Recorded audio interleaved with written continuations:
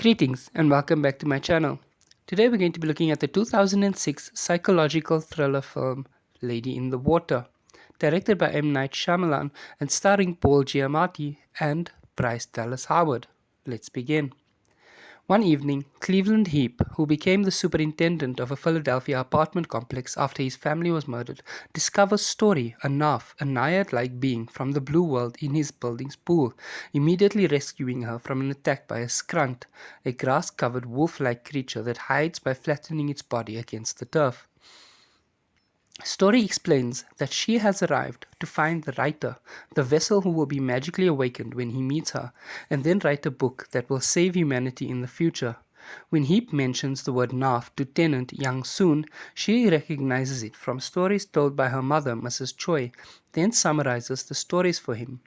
After questioning residents Faber, Bell, Dury, and 5 nameless smokers, Heap discovers that the writer is tenant Vic Ran, who is struggling to complete the cookbook. Heap brings Vic to Story. Their meeting eliminates his fear and sharpens his inner voice. She later explains that the cookbook will contain views and ideas so significant they will inspire a future president, a great Midwestern orator, to greatly change the world for the better.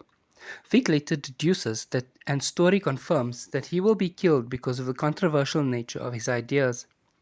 As Mrs. Choi remembers more details of the nymph legend, he better understands the situation.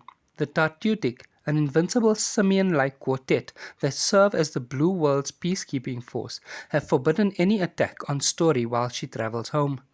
Nonetheless, the skrunt does just that because they know that Story is destined to be a great nymph leader, the once-in-a-generation Madam Nymph who will let all of humanity know that they are on the right path.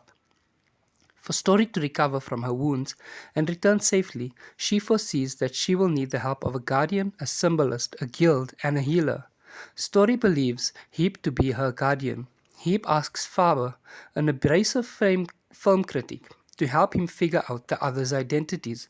Working off movie tropes, Faber misadvises Heap, leading him to a flawed conclusion that a resident named Dury is the symbolist, the smokers are the guild, and a kindly woman named Belle is the healer. Heap confronts the skrunt, but nearly dies in the process, convincing him he is not the guardian. The next night, Faber's bad advice leads to their plan's immediate failure. In the confusion, Faber is killed and Story is mortally wounded by the skrunt. Dury suddenly realizes that his son Joey is the real symbolist.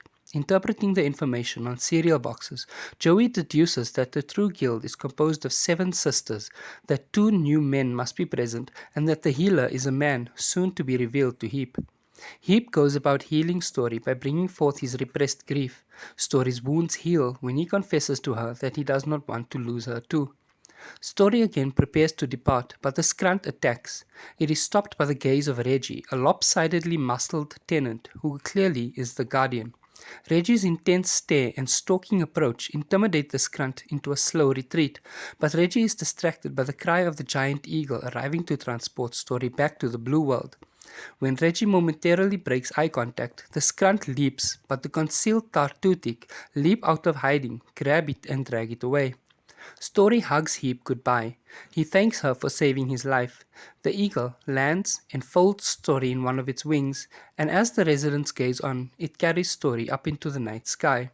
If you enjoyed this video, please give it a thumbs up, leave a comment down below letting me know what movie you think I should do next, and don't forget to subscribe. Thank you for watching, and goodbye.